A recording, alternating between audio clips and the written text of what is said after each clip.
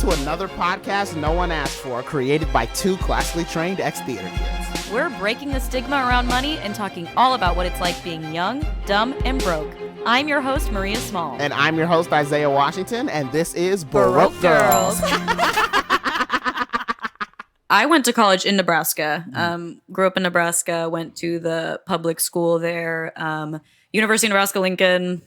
Shout out, I guess. I only went because I got like a bunch of scholarships. So I essentially went for almost for free. That's how I was able to afford to go to college, bunch of scholarships, because I used to be smart. And, you know, whether or not I would go for money or go again for free is debatable. We can discuss that in this podcast. You're valedictorian. Boom. Let's go ahead and flex that. Let's go ahead and flex that. Okay. Technically, if the actual, I was the salutatorian, but what you said you gave a valedictorian speech. I did, and I was the only one who gave a speech. But if the actual valedictorian listens to this, who I actually did one time post something, someone said that I was the valedictorian, and he did DM me and say. He did DM me to correct. Put some respect on my fucking name. Put some respect on Jacob Carmichael's name.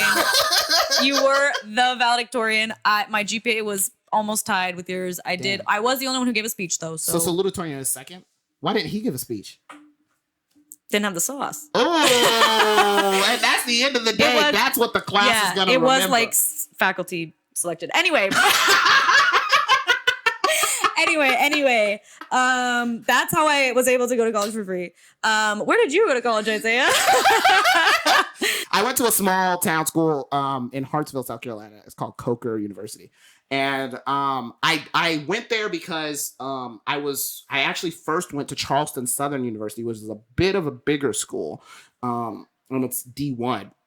But it's like the theater program was not what I wanted it to be. It wasn't a full theater program. It was a communications with theater emphasis. Although the theater program at Charleston Southern was great. But I was like, I felt like I wanted to take a chance on myself a little bit because I didn't feel like I would be able to get as many opportunities there as I would at another school. So I was looking to transfer, and I did a show in Charleston, and somebody from Coker saw me and was like, "Hell, we really need people in our theater program. Would you like to come?" So I was like, "Yeah."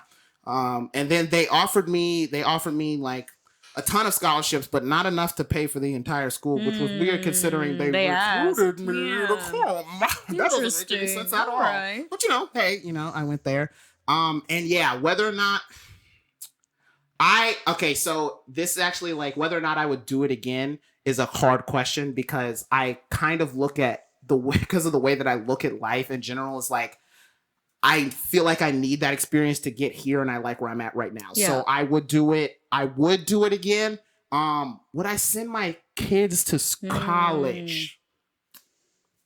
Who's to say? That depends. It depends what they want to do. It depends what they want to do. It really depends what they want to do. I mean, and I also, I majored in theater performance, and it was like, do you think that you need an acting degree? I do not need an acting degree. Now, here's the thing. I say this with love in my heart to my friends and theater teachers and music teachers at my school, because I'm honestly, like, I'm still friends with all of them. I talked to one of them today actually, and love you to death, Andrew. But in thinking about like how much I owe the school now in terms of like how that's like affecting my life in terms of money, it wasn't worth it for myself, because I was a 19-year-old child and I did not know how money and life was going to work out, and like leaving school with a grateful $50,000 in loans, which is a lot less than a lot of other people.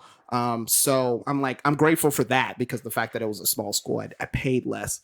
But it's like, what I ended up doing was, TikTok and the connections that I got from there. It was like, the pandemic also threw so much shit off. So it was like, it's hard to say. But in the career that I'm having now, no, I don't need my theater degree. So it's like, if I didn't owe $50,000, that would be great. Did you think though, like, was the plan like go to theater school and then that might let you go into working as an actor immediately? Like, would you be kind of beating yourself up if you hadn't done that, of like, oh, I don't know what could have been? Right. That's why I'm saying, like, if I were to do it again, I absolutely would do it again, because that was my exact thinking, was like, I didn't have anything else that I wanted to do in life except for act. So I was like, I'm going to school to be an actor because there's no reason for me to go to school for communications or go to school for, psychology or anything else. I don't want to do that. I want to act. So anything else is a waste of time. So I was like, I need to do whatever's going to get me to my career path and will get me forward. And what is your thing? Where'd you go to college? What'd you major in? I went to Yale University. I majored in chemical engineering. Chemical? Yeah. Smarty pants in I don't do that anymore, but I did major in it. Wow. Yeah. So did your major, though, like help you get the job? Yeah, the major helped a lot. And what's your job now? So I'm a product engineer at an aerospace startup. That's rockets. Rocket engineer. That's rockets, baby. Yeah. So it's rocket science. Because you got to break it down for them because some people are like, what is aerospace? Nah, that means rockets. I don't know what that means he's a rocket scientist. That means he's a rocket scientist. So smart. For all the in layman's terms. I work at a company called Relativity Space. We 3D print rockets and are going to launch them soon. Ooh. That's so insane. Which is so crazy. That's so insane. We were actually having a conversation at Isaiah's birthday bonfire about how, like, when anyone starts an adult job, and like when I first moved to LA and started my adult job, which was being a casting assistant, which was like the most adult job that I'd ever had. Yep. It was still stressful to me because a lot of the time I was working unsupervised, like casting people. I felt like there was a lot of responsibility. I was like, wow, there's a lot on my shoulders. This is crazy that me as like a 21, 22-year-old has to do this. And I was asking Michael, I was like, do you feel the same way at your job?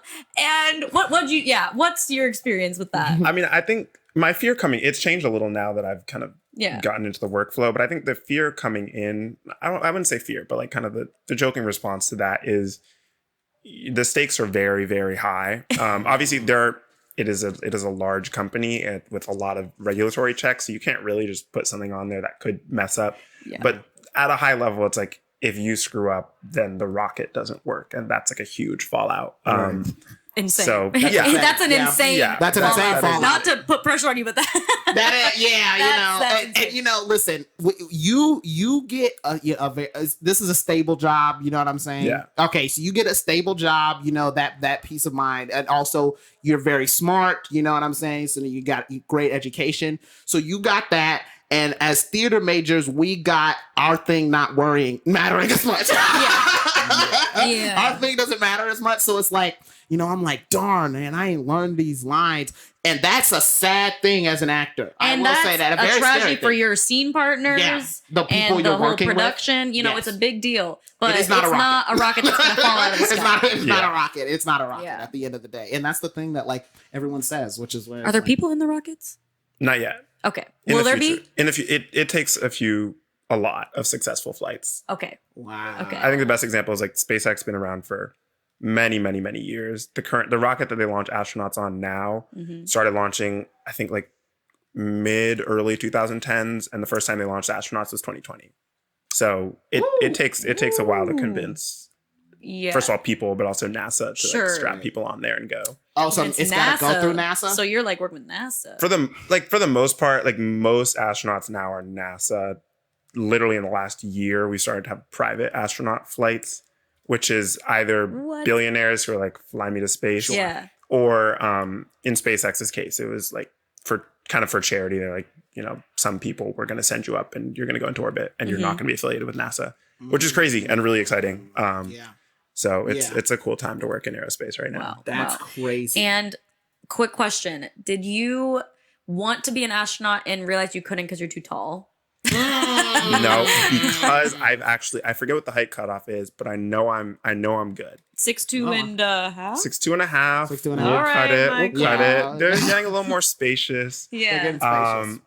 Well, I mean, that kind of brings up the point that it is interesting working in aerospace because a lot of your colleagues or just peers in the aerospace world are people who grew up and like obsessed with the space shuttle and like obsessed with space and wanted to be an astronaut since they were a kid. That wasn't me. Oh. I got into college. I was kind of like, maybe I want to work on renewable energy, in large part probably because that was what my brother was doing. And then halfway through sophomore year, I was like, this is just not exciting me. I need to find something that's exciting me and that is still STEM related. And I just kind of joined our aerospace club, and then now I work in aerospace. Yeah. That's Yeah. And did like anyone else in your family go to Yale or Ivy League school? So my brother went to Yale. My Okay. brother went to Yale as well. So my mom went to Oberlin. She's like from the U.S. My dad immigrated from Nigeria in, I think, the early 90s. So he's like kind of worked in public health, but he grew up in Nigeria. Wow. What did your brother major in at Yale? So he also majored in chemical engineering. Amazing. And both of us kind of realized during our time at Yale that we didn't like chemical engineering, but it opens kind of as many doors as a major can. So it just wasn't really worth switching it. Like I think he works in venture capital now. Before that, he worked in consulting for like utility companies on like renewable energy technologies, which is like, it's not really chemical engineering related, but they're just like, you're smart enough. We are Yeah. No, that really is insane. Like I'm trying so hard to. Can you define engineer? Can I define engineer? Like what? Like we're just throwing out the word engineer, right? And not you, like we, but like we as a society throw out the word engineer, and it's like, what's an engineer? I think that's honestly a valid question because I was a chemical engineering major, and chemical engineering homework is so like vastly different than what I'm working on now. Yeah. But I mean, I think the crux of it is like you're solving problems and like you're good at solving problems, and I would literally think that that's what engineering Problem is. solver. It's a problem solver where like the end result is like a product. Okay. Like it's not like this light bulb is broken, like fix it. That's like, I guess more of like a technician would be what it's called. But like, it's like, oh, this room is kind of dark and our only like the light bulb we have only lights up half of it. Like if I go and create a light bulb that can light up the whole room, like that's kind of more of the problem solving. Like a sound engineer. Right. Oh, and like a sound engineer. Engine makes sounds. That's kind of my point. It's like sound engineer so different from any engineer I'm doing. Right. Still an engineer. It's kind of an umbrella term. Yeah. Two acting majors trying to figure out how to make a podcast. We don't solve problems. We act out y'all solving problems. we create them. Yeah, we just for ourselves. Yeah, just to feel something. That's fake. Like if you can't evoke an emotion, like sometimes you have to like remember or create some sort of traumatizing memory to like make yourself cry. It's like you're engineering tears on stage. You're engineering tears on stage.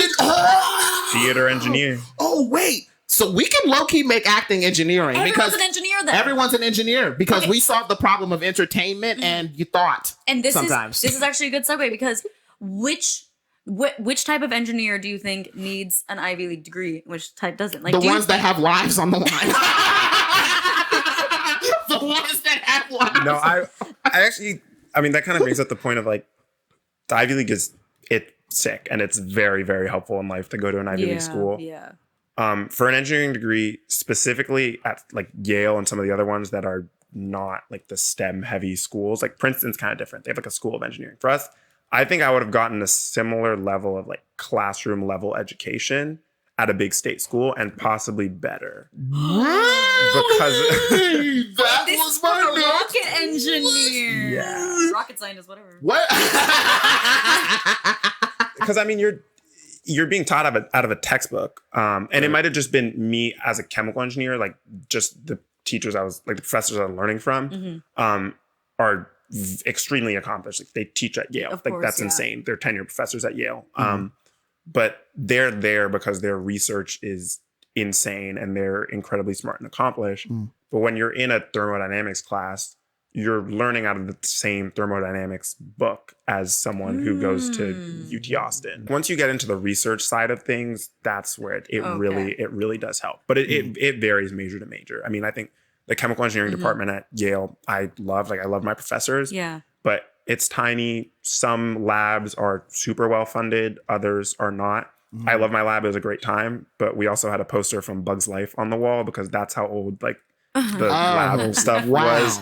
That's old. Bug's Life was like old. I think either 99 or 2000. Right. So yeah, that's old. It's hard to kind of distill it into one thing, but I think what the Ivy League and Yale in particular is best at setting you up for is like if you want to go work on Wall Street, if you work decently hard, you'll go work on Wall Street and you will make at least $80K your first year out of college.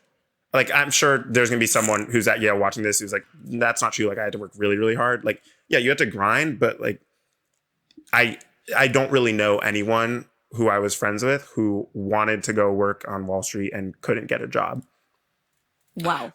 Wow. And it's like what the connections are like the professors and the people you know? No, it's they come to you. So like I think there's some Jordan like Belfort tiers. showing up to lecture or what? It's basically like you have McKinsey, Boston Consulting Group, which is BCG, and then I think Bain is another consulting. There's kind of like the upper echelon of consulting companies. They will just come in the fall and just have like recruiting events. And they're just there and you just go and talk to someone and then they kind of take your name down, then you interview.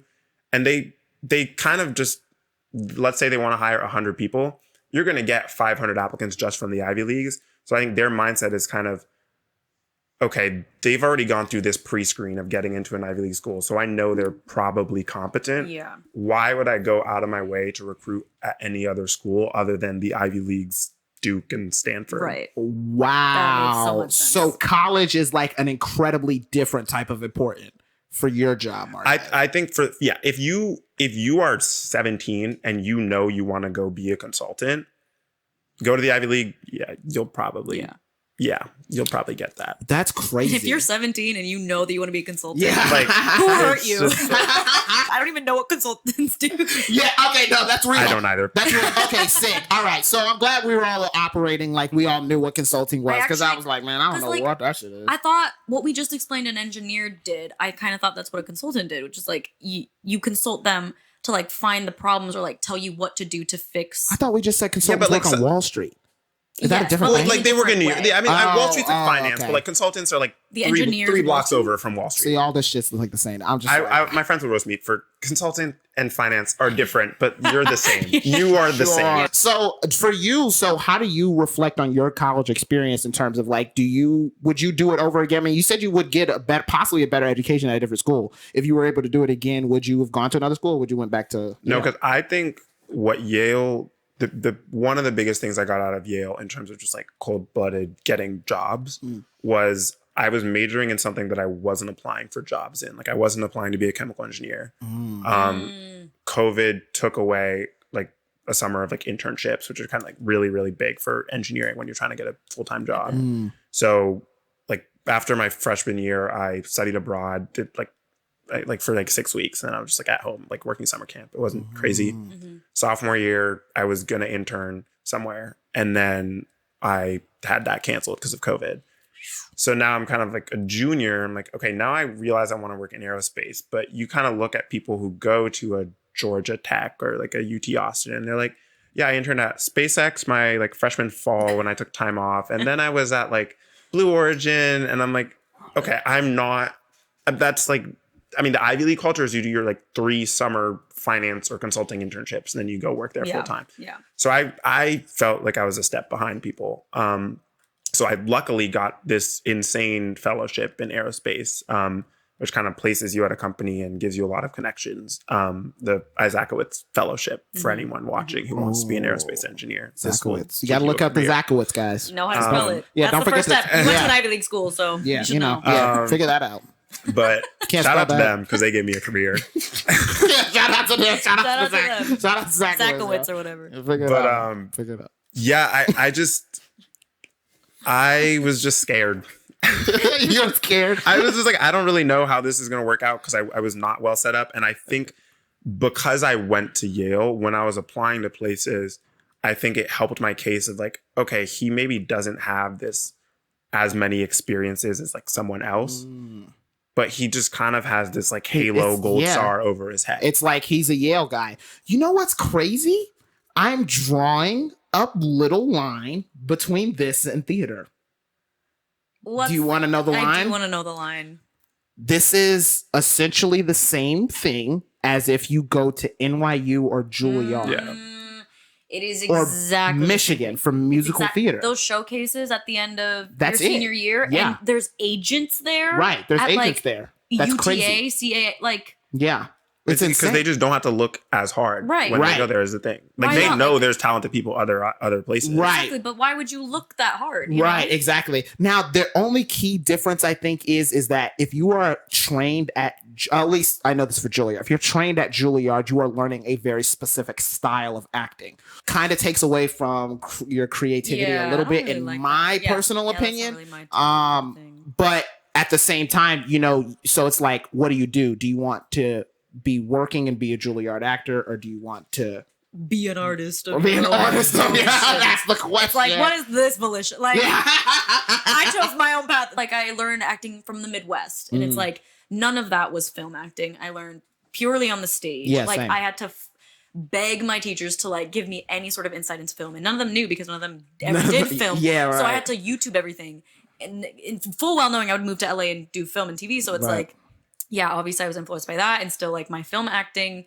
is like influenced by the stage. And yeah, It's- like, it made me yeah. hate like not being white, you know, like for a long Right, time because right. I was like losing so many opportunities. Yeah. And you know, a lot of, so it's like in a way, you know, there were a lot of downsides to going to theater school. A ton of because of downsides, that. but I just love acting. Like, Yeah. there's just nothing that makes me feel more alive than that. So it's like, all right, whatever, fuck it, I'll deal with it. You know what I'm Yeah. saying? Like, but I would only recommend somebody major in theater if they just, I mean, you just love that shit. Like, you just love it. Yeah. You love that, and like Nothing else. nothing else. Like, Like- that's it. Because I really, like, I had no other interest. I had not, but before I started doing theater in 11th grade, people started asking me like, well, what do you want to do? Like, what do you want to do? Like, what's your job? And I was like, a politician? Like, this is before I had become disillusioned with America. And I don't think the enough American politicians have government. made the leap that you did. Because I think that's what they're all That's what they all shooting want. for. Yeah, really consider, All of you. if you're thinking of being a politician, really consider just doing a little theater. You just want to be an influencer. And like, let's just do that. And I do have another question actually, because the student loans that I have right now, I only have $6,000 in student loans. Wow. Because my education was paid for. I did double major, so it was tough. Like I had to like get extra scholarships on top of that to cover the credit hours. But like somehow I managed to get the school paid for. But freshman year, I was forced to live on campus. I feel like with most colleges, at least I hope so. Yeah. Because that was really annoying, and I want everyone to stop. Just kidding. And you said you had like 50,000. I have 50,000, Do yeah. you have any student loans from? I him? don't. Amazing. Yeah. That's fantastic. Amazing. How did you Moment get? of Yeah, how'd you silence get for away that. with that? I got away with that because of being really lucky with who my parents are. Oh, that's fantastic. Which is, and it's weird because I think, you know, when you go to college, people kind of know like if you have any student loans or not, because like not paying for college is a pretty rare thing. Yeah. Even at an Ivy League school, it's actually probably more so at an Ivy League school because it's so ridiculously expensive. But yeah, my parents were not born into exorbitant wealth, and they still don't have exorbitant wealth, but they like grinded enough to be able to pay for me to go to an Ivy League school, which is Wow. which is nuts. Wow. But like I will say, like Ooh, my dad was born in Nigeria and like worked in his mom's shop real growing up, real as fuck. and now like his kid doesn't Wait, have to pay to go that's- to an Ivy League school. So like it's not like And they paid for your brother too. yeah. They paid to put 2 kids through Ivy Leagues. Yeah. I think the biggest thing is like, look, I'm not like, my dad wasn't like living on the streets. He just like, you know, he Right. wasn't, I'm just saying he just like wasn't born, and neither was my mom with the amount Right, of money exactly. that he has Right. now. Like Yeah. he like, but I think the biggest thing is kind of a misconception about the American dream being like, you can only make it here. Like he just studied really hard and worked really hard in Nigeria, and then was able to leave Nigeria and like kind of work in public health and make his way here. Wow. And I think there's kind of a misconception about like American centrism. Like you can make it other places. There's just different opportunities there than there are here. Yeah. But you don't have to be in the U.S. to be able to do that. Like there's capitalism in a lot of places. So they will, like if you grind and you're smart, and you don't have to face systemic racial oppression growing up, then you'll make it. Yeah. That's very true. You know, that really like paves the road when you don't have to do. When you don't have to do. Yeah, I mean, when it's like, I think once you graduate high school and you work in any professional environment, like, yeah, it's back. But like, Yeah. there's that benefit. Did you feel like at Yale, most of the people that you interacted with were people kind of like you, or like even people who, you know, do have student loans, or just people who in general are like grateful for the experience, and like, or did you come across more people who like took it for granted and like expected it and all that stuff? I think there's a lot of disillusion with the Ivy League from people in the Ivy League. Like a lot of like, let's dunk on this school, which is fair. Yale just doesn't really pay enough taxes, doesn't give back to the community enough. And so we're kind of in this school, like dunking on Yale, but at the same time, like I benefit. So it is kind of a weird, weird paradox. But I will say, there are a lot of people at Yale who I think have parents with similar amounts of wealth to mine.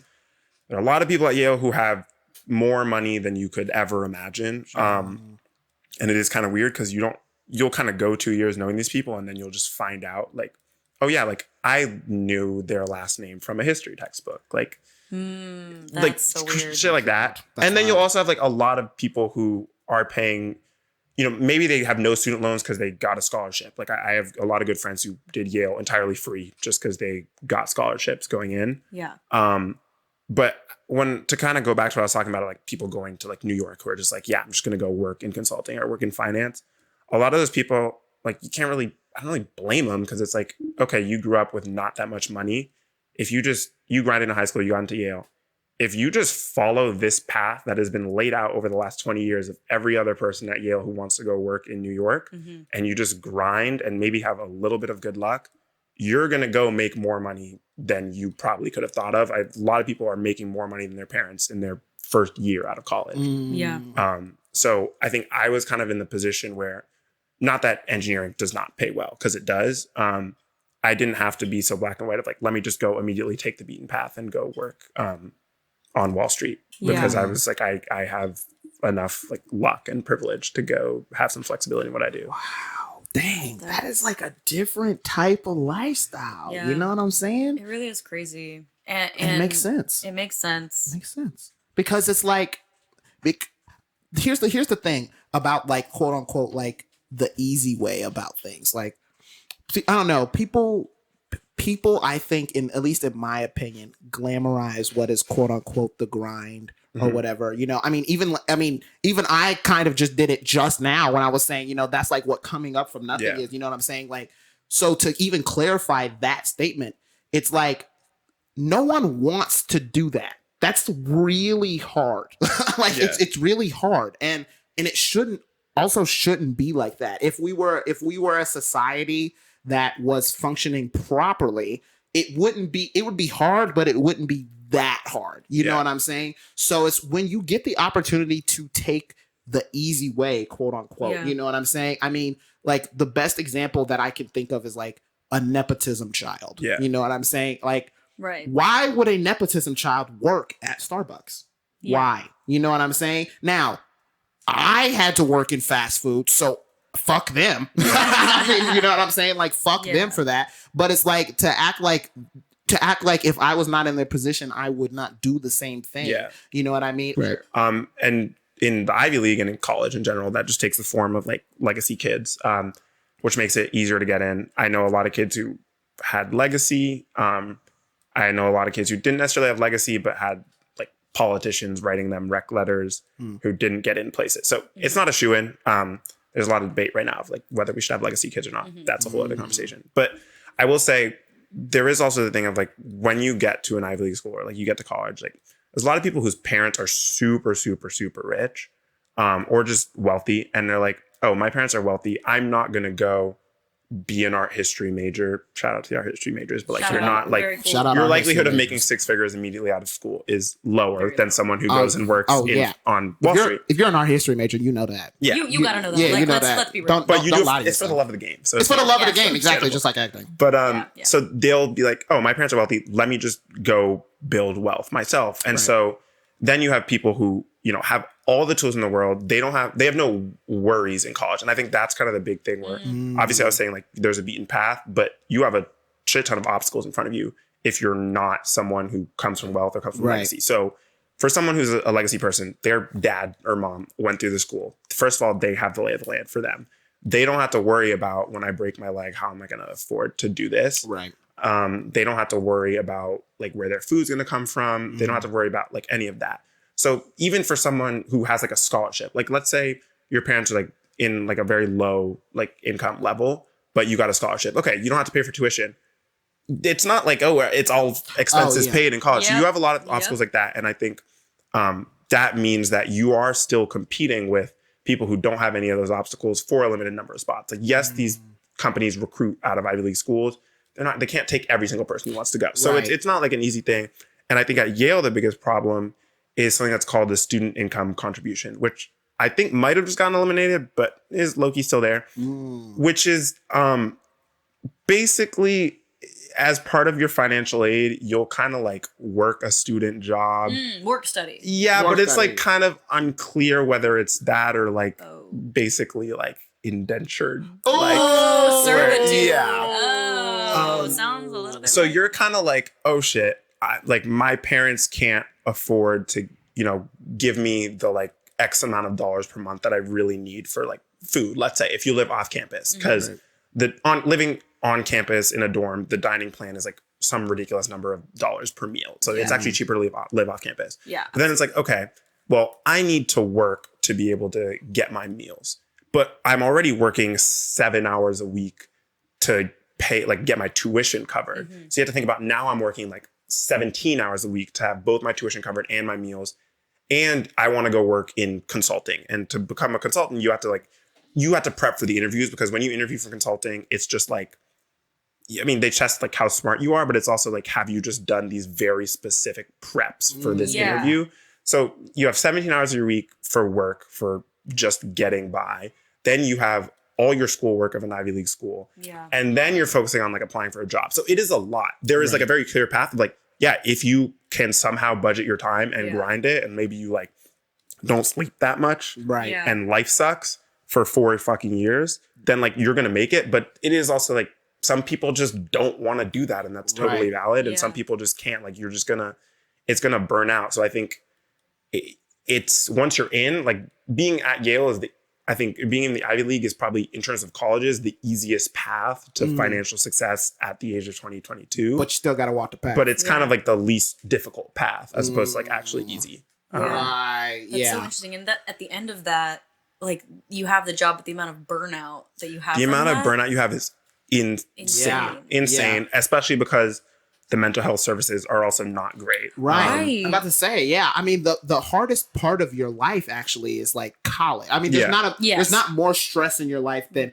college, because you're doing school and prepping for work. So it's like, at my school, for example, it was like, okay, this is a very small college. I'm also here for theater. It's like, there's an amount of stress that is on me that I feel that is maximum for me.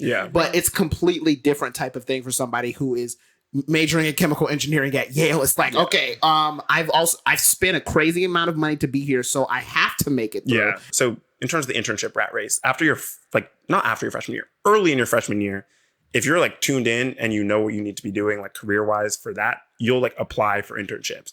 So I have a couple of friends, and this just happens where you get an internship after your freshman year. So you spend the summer in New York working at one of these companies. And if they like you, they basically say, hey, come back next summer. And unless you really screw up, you are going to have a full-time job at this company. Wow. So this is based on what you do when you're 19. Wow. Yes. You're going to have like a full-time job that pays you $100K out of college. And so if you think about that, you applied in maybe October of your freshman year. So you don't have any like college transcript to like stand on. So it is actually just, what did you do in high school and how good are you at interview preps that can in part determine how much money you're going to make as a 22-year-old. And then you go back, okay, who's going to do well in high school? Well, people who have the facilities to not be worrying about other shit in their life other than academics. Right. It all goes back to high school. Which is, it's great. Like it goes back and it goes back and it goes back. That's so insane. And I think like if you just don't know that, you'll get to Yale and what you get thrown at, like they throw at you in college, like, find yourself, figure out what you want to do, take your time. There's no pressure. Okay. You decide you want to find yourself for a year because you don't have to choose your major till the end of your freshman year. Yeah. Everyone else has like gotten their first internship. Now you're going into sophomore year. It's like, like maybe I want to do consulting, but I don't really know what's involved in the interview. So you apply you don't get in anywhere. Now you're a junior and you're kind of screwed because you have like one last chance to get a decent internship. So the kind of the importance of tribal knowledge and just kind of knowing what to do and not having to worry about other shit is just maximized in the Ivy League. But the trade-off is as soon as you figure your shit out, you are like just so far ahead of so many other people. Wow. And that's kind of like the main benefit. I mean, the benefit is that, and then kind of the halo gold star you have over your head. But in terms of the education you're getting, it's not necessarily going to be what sets you apart. Like, if you're like studying economics, then yeah, probably one, because like nobody knows what economics is. Like I don't know. But I thought that was finances. Exactly. I thought that was finances. But too, like that's the type of thing where like at Yale, you will learn like out of a textbook. You also learn from people who are like, oh yeah, like this thing you're learning about in the textbook, like that professor is the one who came up with it.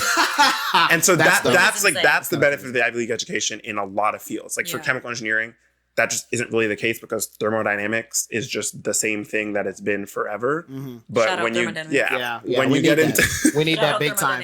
That's the heat and shit. That was back in the day shit. Oh, that was back in the 1500s. 1500s, you know. Those Quakers knew. Quakers knew about that shit. We was referencing the past in this episode. All right. We were some unserious ass.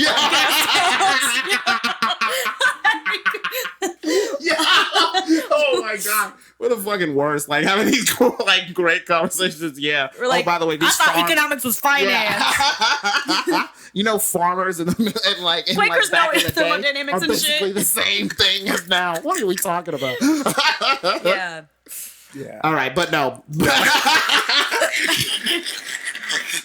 No, it's a black box, and like it is also like I kind of reference these things that like for me after like being in that environment for 4 straight years, like consulting, that word is thrown at you every single day. Right. But like there's kind of no reason that you should know like what that word is. It's not like how do you not know what consulting is? It's just like you get into this world and you have to get yourself up to speed really, really quickly. The tribal knowledge is so interesting. And like a part of the reason why I personally think that college is kind of predatory, and it's become like sort of like this predatory institution because like, why is it that at like 17, 18 years old, you like choose where you go to college, choose what you do. And if you don't choose in the first your freshman year, then you're behind, especially if you're at a place like Yale. Mm-hmm. And then you're basically screwed. And it's so much money that you're pumping into it. And if you want to switch majors because you're finding yourself, because you're literally not even legally allowed to drink yet, like you haven't experienced life, you don't know what you want to do, and then all this money, and then now I have to make the decision, okay, we have thousands of dollars that I just spent, do I spend more to actually do something I want, or like is that going to loom over my head? And not most people don't have tribal knowledge because like UNL, it's like, okay, you some people's parents went to UNL, but it's not like an Ivy League school where there's like things to know and like, you know, there's so many, I feel like different institutions a part of like being in an Ivy League school where it's like, it's not a cult, but it's like, you know, there's more like cult knowledge. It's cult knowledge. But yeah, most other schools, it's like, I mean, you know the basics of college, but there's no like hacks. Right. Like, there's a lot of hacks and a lot of cheat codes and a lot of things that just like nothing is impossible if you figure it out late. It's just way more difficult. It's way more difficult. And it puts you like it's like costs more. Doesn't matter to some people, but to others. Yeah, to others it's different. Yeah. I think like the encompassing thing about this is that we are in a situation like in a society, like even if it's you know aerospace, if you're going to STEM or if you're doing acting as well, like they're two sides of the same coin because you were explaining your like the situation of kids who go to Yale and they have to decide this at a certain age and it's like, oh, this is what's going to make you this amount of money, blah blah blah. But in listening to you explain that, it made me realize that the struggles that I had as a student of theater I prefer those struggles to that.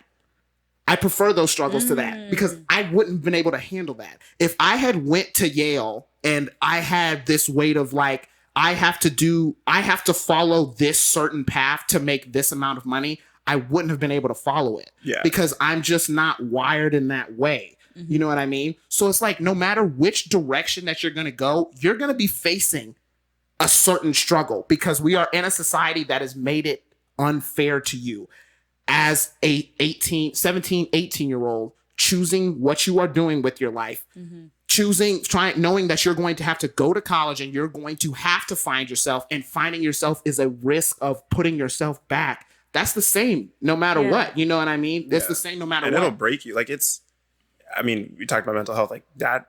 It is like beyond a grind. Right.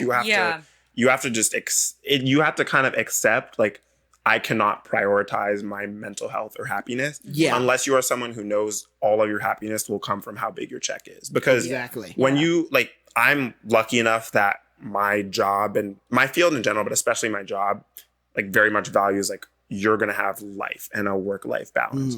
When you decide I'm going to go, like, to work in consulting, and so your path as a consultant is I'm going to work like a couple years as a consultant, then my company is going to pay for me to go get my MBA as long as I come back. And then now I'm going to be making 2-3 times as much money as I was, but I have to stay there for another 2 years. So that's like, okay, I graduate. The next 6 years of my life are like prescribed. And I know in 6 years, my check is going to be X number of dollars if I check all the boxes.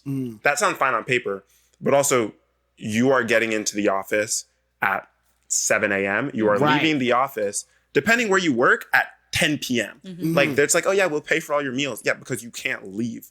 So you're sleeping 5 hours a night for 2 straight years. Then you go to business school, and then you're out. And then you kind of have your job and a little more relaxation. It's like, I mean, yeah, you're going to make a lot of money, but you are going to have 2 straight years of just no life from Monday through Friday. Right. And you have to, I mean, it on paper is so different than you have to live that. You know what I'm saying? Yeah. And when it comes to actually living that, I was a guy who couldn't even get I worked DoorDash because it was a job I didn't have to commit myself to going to every single day. If I chose one day, I was like, oh, I'm too tired to do this. I didn't want to have a boss to call me and say, no, you have to come in because you're scheduled. But if let's say, like, in the current brain that I have now, I had the smarts to be able to be an aerospace engineer, I wouldn't have been able to keep up with that grind. So I would have been lost within the cracks of these people who maybe do spend a whole bunch of money to go to Yale and don't get a job. I mean, if 500 applicants are applying and they're only taking 100 of them, and they're only taking them from Ivy League schools, I'm gonna be at the bottom of the list of that because I don't have the same type of grind set as the other 100 people who are getting hired. So it's like, I chose the struggle that was right for me. Essentially, you're going to have a certain type of struggle. So what struggle do you want? You know what I mean? And I think it's also just like how soon you really want to prioritize, I mean, baseline happiness, but a lot of things. I think, you can talk about, like, yeah, your life will suck for 2 years after college, but then, like, you have a high degree of confidence that when you're 28, you are not going to have financial worries, which is like a crazy thing to be able to, like, bring that to someone and then try to pitch any kind of struggle that wouldn't make it worth it. And I think it's like, in the moment, like, yeah, people, like, it's going to be really hard to get through that. It's going to be tough on your mental health. But in terms of the long-term vision, like, it's very hard for me to come to one of my friends who's, working in consulting or finance right now and being like, oh, like, what you're doing isn't worth it. Because I'm like, I can literally map out. No, it is. Yeah. How, like, where my life is going to be in 6. Like, I don't know where my life's going to be in 6 years. I'm well set up, which is great. Right. But they know exactly what path to follow and where they'll be. Yeah. That's, and, but yeah,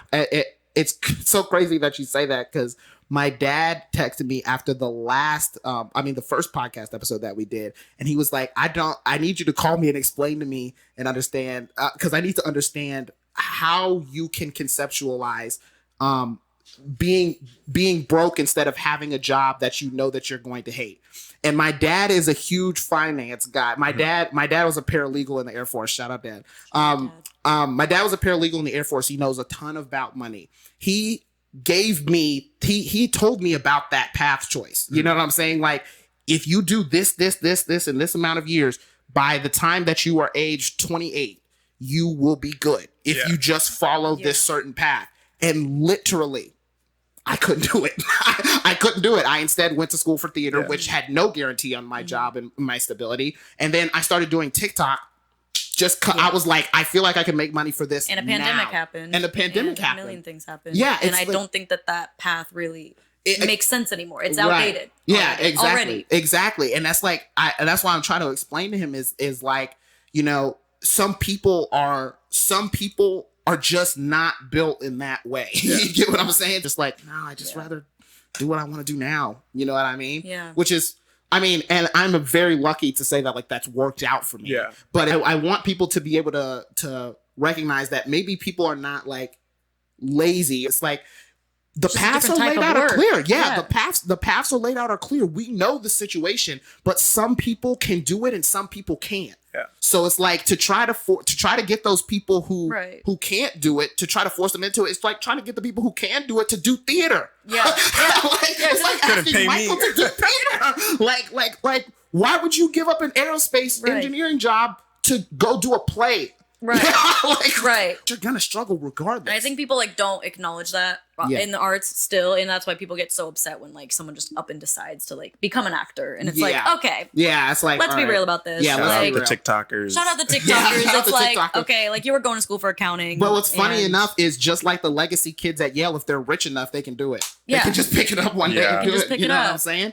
It's two sides of the same coin. I have a question. Because like people at Ivy League schools, obviously they're very smart. You, Michael, are an extremely smart person. Maybe one of the smartest people that I've ever met. Yes. Thank you. Do you think that, and this is, I literally don't know the answer. Do you think that you could have gotten the job that you have right now if you didn't go to Yale? Like, could you have grinded and done a bunch of things? Yeah, I mean, like, I think. Is there like a path like for these jobs like without? Yeah, I think engineering in particular, I mean, the Ivy League doesn't hold as much weight for engineering because you can't bullshit your way in. Like there is no way to fake your way into an engineering job because in the interviews they're gonna check whether you know your shit. And that's why like there are people at my company who went to other Ivy League schools, who went to MIT. There's probably just as many, if not more, who went to schools that are not in that quote unquote like elite status. Yeah. But they grinded and they learned their shit and they're just as good.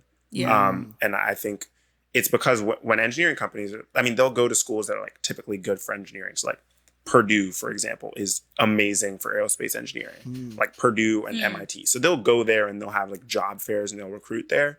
But at the end of the day, it's not like consulting where you get in and then they teach you. Yeah. And I think that's the biggest thing with engineering is, like you'll start the job and they'll kind of get you up to speed, but you have to come in really knowing your shit. As opposed to a lot of other jobs where you'll have a 10-week training and then you'll go through a rotational program. Right. Like there isn't that. You need to be like, okay, like, we'll ease you in. Week 2, like, hey, here's this project, get it done. It's a different type of grind. Yeah. So I personally like think I'm like a hardworking enough person that maybe without the privilege of the Ivy League education, I could have made it, but I don't know because I don't know what that's like. Have that worldview, I really benefit from, when I was like 20 and I wanted to just kind of learn about other industries, I could just email someone who went to Yale and they'll see that I had at yale.edu and they would respond. Wow. Which is like that. Yeah. That's huge. Yeah, that's like huge. USC film and NYU film. Like, it's the exact same thing. Michigan Blue for musical theater. You know what I'm saying? You go to college. Right. My question to you would be is do you think that because you actually are in a very interesting position because you were valedictorian. So you also don't let them forget. Oh, salutatorian or salutatorian. Shout out. Thank you. She gave the speech. I gave the speech. Did you give a speech? Could you have done the other path to have gone a more stable route other than theater? I think about that a lot because like I definitely have like the grind set or whatever. Like that's just like maybe it's my immigrant parents are just like in me. Shout out to immigrant parents. They really they teach you a few things. I definitely could have gone the stable route. And I don't regret not like I don't want to do that and that's why I didn't, but I definitely could have. Yeah. What called you to theater rather than going to another? I mean, did you have any other options that you were thinking of in high school or was it just like, oh, I have to act? I've always wanted to act. I guess like I've been good at business. I've been entrepreneurial. So adults were telling me to go into some sort of business. Right. And I was really interested in psychology, but everything that I was interested in business and interested in psychology in terms of like, how do I make myself a better actor, a more marketable actor? Like every other interest that I have ever had all came back to like, okay, how do I like make it in Hollywood? Yeah. And so that's kind of when I was like, all right, like, let's be real. Like it's always been acting. Like I if I have all these interests and all these talents, like I might as well try. And here I am. Yeah. And you know, and that's what the difference. I mean, you chose a different struggle because you could have. Because I mean, with your credentials in terms of like where you were in high school, you could have went the route where by 28 you would have guaranteed you know, money for yourself. But it was like, what would that have done for your life? You know what I'm saying? I feel like I needed a bigger purpose. Like I don't know. Like it's something I just like couldn't wrap my brain around. You don't get that type of fulfillment that, you know, for me, yeah, you know what I'm saying. But other people can, like I mean, you have, you enjoy working on rockets, which is an important job, extremely important. You know what I'm saying? But it's like at the same time, it's like you as an actor at one time you will touch people's lives. That makes me feel so important. I like was in one play in college where like after it was about like workplace. It was a workplace shooting. And like for years afterward, like people would come up to me, recognize me from the show and be like, that changed my perspective on XYZ. Right. And that was insane. I was like, and that was what life is. I was doing my business major, but I was like, yeah, like I literally could never like do that. Like this is way cooler to me. Yeah. That it's just, I mean, I think, finding like the validation in it is important. I think you can definitely like do the path of not being validated in it. I think there's a lot of fields where people are like, this is gonna make me money. I'm not gonna like be in love with it, even if it like makes them a ton of money. But shout out to them if they it's can like choose that. You have to convince yourself. Like for me, like there's a lot of people who don't think rockets are worth. I think any tweet about rockets will have 500 replies. Like, why are we going to space when there are so many problems here on Earth? Like copy and paste. And I've convinced myself of why it matters. And the same thing for theater. There can be a lot of people who are like, why are we paying actors money? Exactly. Like this isn't real. But you find value in it. And like that's all that really matters. It makes me feel passionate about something. You know what I'm saying? Yeah. It's like, okay, you know, who cares if people don't think that that what we do matters? Like at the end of the day, you're gonna watch a movie, right? You know what I'm saying? And at the end of the day, you know, you're gonna need a rocket. That's not like we be using them rockets. Like let's not put down any job. That's like, true. A job is a job. Taylor Swift knows well about these rockets and jets. Boom. Taylor Swift. Like, shout out climate change. Shout out to climate change for real. What would Taylor Swift do without rocket science? She wouldn't be going to Trader Joe's. She wouldn't be going to no damn Trader Joe's because she's not walking down from the Hollywood Hills or wherever she lives. How'd she get there? You know, she's not taking a car. No. She's taking that in a private jet. If the Swifties do get this, Red is a masterpiece, though. Don't come for me. Yeah. Oh, no, I love We Taylor just had a Swift. Swiftie on the last. Yeah, we had a Swiftie on last episode. We had a Swiftie on last episode. We had a whole discussion about it. You know what I'm saying? Just shout out to Taylor Swift. Wait. I want to ask you one more question before we go. What do you love about rockets? There's two things. I love about working on rockets. It's if you ever have like a boring day and you're just sitting at your screen, you're like, oh, why am I doing this? Yeah. You just like go to the factory and there's just a rocket sitting there, which is kind of crazy. I think what I love about it is the answer of like we be at the same time. I mean, the answer to that like tweet of like, why the hell does this matter? Is there's so many different answers. And I think that's what's cool is like, you can just give like the very, very obvious answer is like, we would not have so many technologies we have now if we didn't. Like, you wouldn't have GPS. There's so many other technologies that come from that. Like climate change related solutions all come from aerospace things. And then you can also have like the sci-fi side of it is like, it's so cool that we as humans have never gone to X point and now we're going. That's fucking sick. Yeah. And then there's the like slightly more existential route of like, once the Taylor Swifts of the world like cook the planet, we need somewhere to go and we need somewhere to get there. Yeah, and then all of a sudden, all those tweets would be like, oh, wait, I want to be on the rocket. Yeah. Let me be on the rocket. Sorry. You know what I'm saying? And I think, you know, what was the coolest thing was like in the 60s when we went to the moon and we were kind of at war with the Soviets. So that was like a big like national rallying thing. Right. We need to figure out what our national rallying thing is going to be because the U.S. is kind of like one of the leaders in space. Before the rallying is like, the earth is cooked, we got to go. Like something needs to happen to convince people before then because like that'll convince them. Right. But like right now it'd be cool if people could get behind it. We're going to go back to the moon with humans in the next 4 years. And are y'all taking vacationers? Yeah. Probably not. Maybe. Okay. Sign up. Well, that's what y'all need. Podcast on the moon. Podcast y'all need a couple podcasts on the moon, and then people gonna fuck with rockets. That would be. I will say, astronauts they be tweeting. They got Twitter up there. I mean, the influencerization of space. We have to. Oh, Jesus Christ! Charlie D'Amelio brings value on the moon. Like, right, I think she does. I agree with that. You know, we get up. we get a little Addison Rae on the moon, and it's different. Yeah, you know what I'm saying. And now all of a sudden, people care about rockets. Yeah, people gonna care about rockets. Yeah, Ooh. Yeah, she's Yeah, you know the vibes. Okay, wait, let's do fighting demons and catching vibes because So I'm gonna do a little something different for this one. I found the frequent spend section on my Truebill app. Yeah. And looks like my 3 most frequent are Target, Amazon, and 7-Eleven. Wow. And that's, that makes a lot of sense.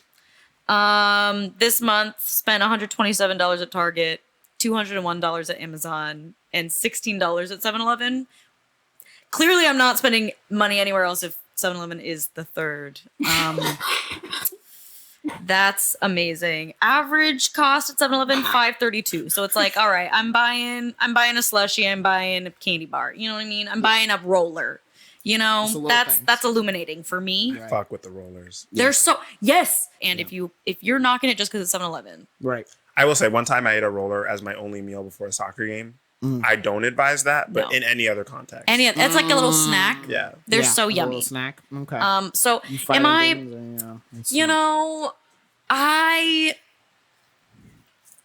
I feel like I'm fighting demons, because like Amazon should not be that high up there. Right. It's just, I guess, I'm in between. You're in between. I'm fighting demons because it's like that's the world we live in. Yeah, because that's the society, and that's what this episode's been about. It's just the acceptance of society. Yeah, that's where we're at. Yeah. My number. Like I said, like you said, we had to do something special for this episode. So, I'm gonna just tell you what my number is. For a section of spending in my life, and that is dining. That is dining and food. And this month I have spent a total of $641 on dining and food. I don't eat in restaurants that often. Yeah. So it is mostly DoorDash. I am fighting some insane demons. I saw that number and I was like, I have to go to the grocery store. So I did. So I'm not gonna do that anymore. I'm no longer spending DoorDash money. I'm waiting outside your door, stealing to DoorDash and yelling at you for ordering it. I'm like, you shouldn't have been doing this. Bonk. Hey guys, I found an infinite food glitch. Wait outside Isaiah's door. Any mealtime, there will be a meal there. You're not seeing that shit. Oh, okay. So demons. Wow. Yeah. Lots of demons. Lots of demons. Yeah. It's a ton of demons. Well, Yeah. Did we? Oh, Mike, did you have? Yeah, I mean, I just moved about a month ago, and I just started a job. So I'm in a really weird point where I have more money available to me than I've ever had in my entire life. Right. But I am so not removed from at the point where, like, kind of how my finances have worked is like I'm privileged enough that like when I go to the doctor up until like this point, like, and I had like a copay, like my parents would cover that and things like that. But when like if I need to buy like clothes or like anything other than like the groceries when I'm at home, like it's like I gotta cover that. So I was kind of baked in of like you're making however much money I made for like my lab research to get by, and I'm doing my best to just stick with that same mindset. Wow. So smart. I like right now I spend like I have my rent. I spend like $200 a month on gas. Wow. Probably I don't know, maybe like 300 on groceries. And I've been like surfing every weekend, which is fucking expensive to rent surf equipment. It's like $50 every weekend. Yeah. Which is insane. But So that's I'm your going to buy hobby. a board. Yeah, that's like, a hobby, though. that's You a gotta hobby. have fun. And so right now that's kind of like what I've limited my expenses to. And then Fridays like will be my day where I'm like, I'm not going to cook. Like I'm going to Uber Eats my dinner or something like that. Yeah. And so I'm trying to be good about that. Yeah. But like we'll see. I think I'm in a good place where it like pains me to do anything financially irresponsible, and I hate shopping. Like I went today to like the hardware store and I bought frames, and I spent $60 on frames and a mason jar and like 2 ceramic little holders for some plants. And I was like, this sucks. I hate this. Wow. But I think staying as much in the mindset of like, oh, let me just get the bare minimum is going to be helpful. Yeah. So I'm not fighting demons right now. Yeah. Okay, that's great. All right, guys. Well, it's been a blast. It's been a blast. Talking about rocket science. Yes. Talking about things that are not rocket science. I know. But Thank at the you end so of the much day, for coming, Michael. This is course, crazy. man, of course. Great episode. You know, I'm Maria Smal. And I'm Isaiah Washington. And we're breaking broke. We're breaking broke, baby. Thank you so much for coming and watching this. Thank you.